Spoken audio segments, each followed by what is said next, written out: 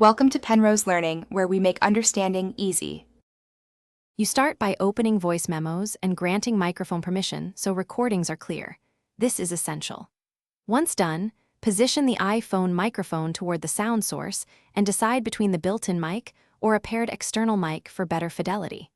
Make sure focus or do not disturb won't silence alerts that could disrupt recording.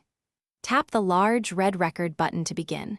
You'll see waveform feedback showing that the app is capturing audio, which confirms correct mic selection and placement.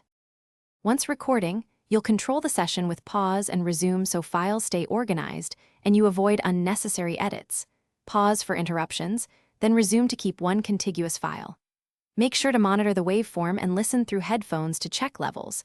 Move the mic closer to increase volume or back off to reduce clipping. After pausing, use the edit function to trim rough starts or add a marker. This saves time later when you export or share the file. You finish by tapping Done, then give the memo a clear name so you can find it quickly. This also helps when exporting multiple takes. Once saved, use Share to send the file via AirDrop, mail, messages, or save to files or cloud storage for backup.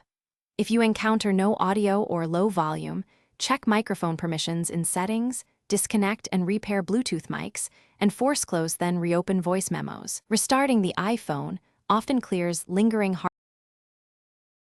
Thanks for watching. If this was helpful, leave a like and consider subscribing. See you next time.